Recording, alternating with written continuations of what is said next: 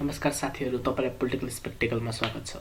आज हामी non of the above नोटाको बारेमा कुरा गर्न गइरहेका छौँ। नोटाको क्वेसन हामीले एससीको धेरै मोडल क्वेसनको बुकहरूमा भेट्न सकिन्छ।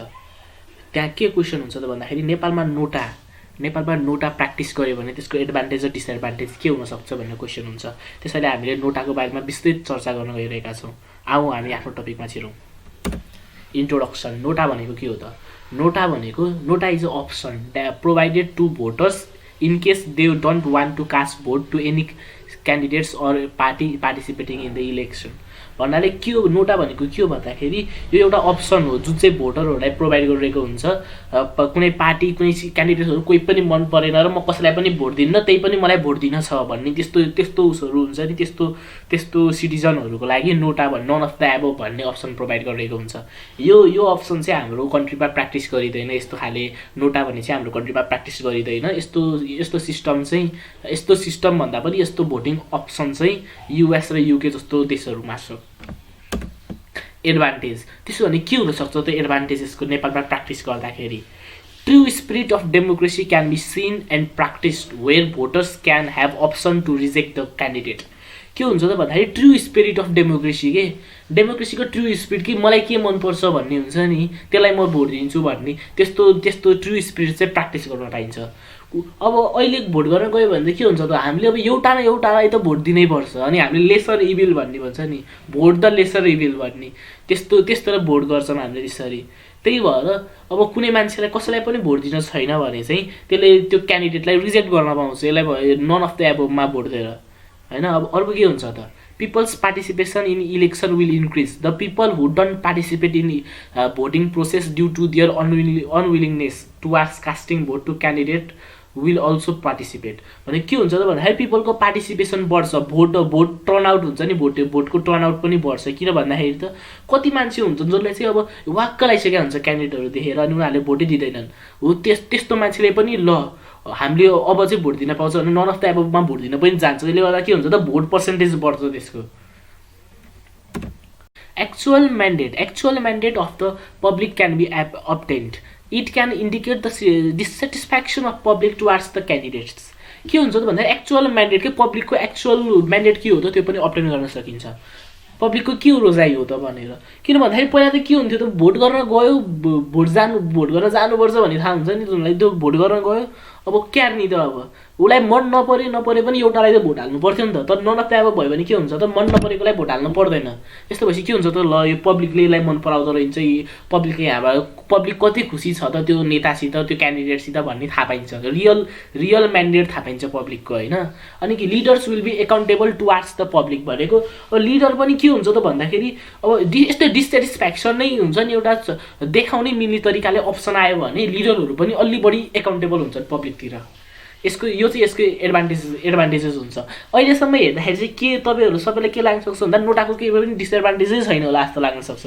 तर every coin has to sides त्यसरी नै नोटाको पनि धेरै डिसएडभान्टेजहरू छन्।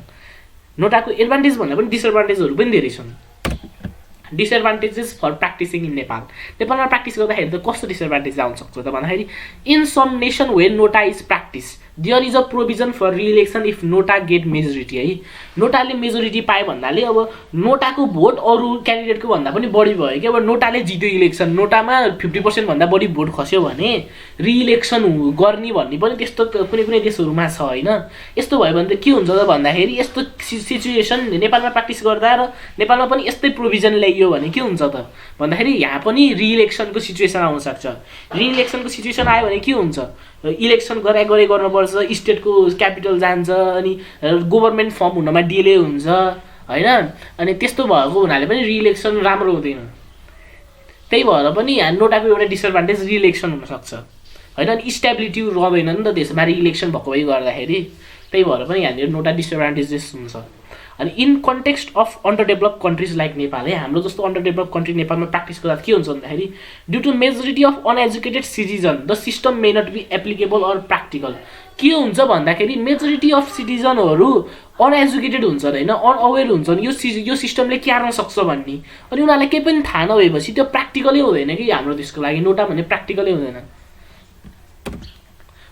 The election process will be expensive Since Election Commission has to conduct mass awareness program related to NOTA, new ballot papers should be prepared. And if re-election is required, then it can also increase the financial burden of the state.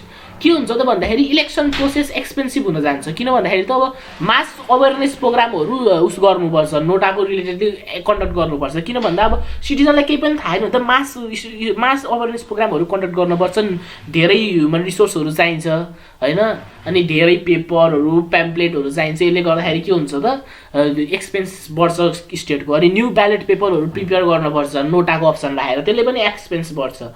अनि के हुन्छ त रिइलेक्सन भयो भने त अझै पनि बढी एक्सपेन्सिभ हुन जान्छ, फाइनेन्सियल बर्डन आउँछ स्टेटमा हैन, यो पनि डिसएडभान्टेज भयो। अर्को के हुन्छ त भन्दाखेरि मैले अघि नै भने कुनै कुनै स्टेटमा चाहिँ रिइलेक्सनको प्रोभिजन छ, तर धेरैहरूमा चाहिँ रिइलेक्सनको प्रोभिजन हुँदैन। र हाम्रो देशमा प्र्याक्टिस गर्दाखेरि पनि त्यस्तो रिइलेक्सनको प्रोभिजन आएन भने नोटाको केही पनि भ्यालु नै रहँदैन के। तर के हुन्छ त भन्दाखेरि due to the presence of NOTA unaware voters may not look at the option carefully के। अनअवेयर भोटर्सहरूले चाहिँ के हुन्छ त अप्सनलाई केयरफुल्ली नहेरेर पनि हुन्छ, जतिखेर नोटाले भोट हाल्दैन कि अनअवेयर छन् उनीहरूलाई, नोटाले भोट हाल्यो भने केही पनि हुँदैन भनेर अनअवेयर छन्। यस्तो कस्तो सिनारियो बन्छ त भन्दाखेरि रिइलेक्सन हुँदैन भने के हुन्छ त नोटाले 1000 मध्ये 9999 भोट पायो के अरे 10,000मा 9999 भोट पायो, तर एउटा क्यान्डिडेटले 1 भोट पायो भने त्यो एउटा क्यान्डिडेटले जित्छ के रिइलेक्सन नहुने सिनारियोमा। अनि यस्तो भएपछि के हुन्छ त भन्दाखेरि त्यस्तो कुराको बारेमा मान्छेहरू अनअवेयर हुन सक्छ। यसले भएपछि त के हुन्छ भन्दाखेरि भोटरहरूले चाहिँ उसमा भोट हाल्छ, नोटामा भोट हाल्छ, तर के हुन्छ त भन्दा त्यस्तो गरेपछि त्यो भोटको त भ्यालु रहँदैन, त्यो इनभ्यालिड भोट जस्तै हुन्छ। तर त्यस्तो भएपछि के हुन्छ त एउटा अनपपुलर तर वर्दी क्यान्डिडेट हुनसक्छ, तर त्यसले नजित्न पनि सक्छ कि, तर जुनलाई मान्छेहरूले मन पराउँदैनन् नि त्यस्तो क्यान्डिडेट पनि पावरमा हुन सक्छ। त्यही भएर पनि नोटा डिसएडभान्टेजेस हुन जान्छ। यहाँ रिइलेक्सन गर्दाखेरि पनि डिसएडभान्टेज हुनसक्छ, रिइलेक्सन नगर्दा पनि डिसएडभान्टेजहरू छ, तर बढी डिसएडभान्टेज चाहिँ रिइलेक्सन नगर्दाखेरि हुन्छ। किन भन्दाखेरि नोटाको त कुनै भ्यालु नै हुँदैन रिइलेक्सन नगर्ने हो भने हैन। त्यही भएर यो नोटाको डिसएडभान्टेजहरू चाहिँ यही हो हैन। यो क्वेसन चाहिँ एउटा क्रिएटिभ क्वेसन हो हैन। अनि यो क्वेसन त्यस्तो बढी इक्जाममा आउनु त, तर यो क्वेसनहरू चाहिँ एससीको मोडल सेटहरूमा धेरै भेटिन्छ। त्यही भएर मैले यो क्वेसनको बारेमा डिस्कसन गरेको। आजको लागि यति नै। पोलिटिकल स्पेक्टेकल हेरिदिनु भएकोमा धन्यवाद। हाम्रो च्यानललाई सब्स्क्राइब गरिराख्नु होला। धन्यवाद।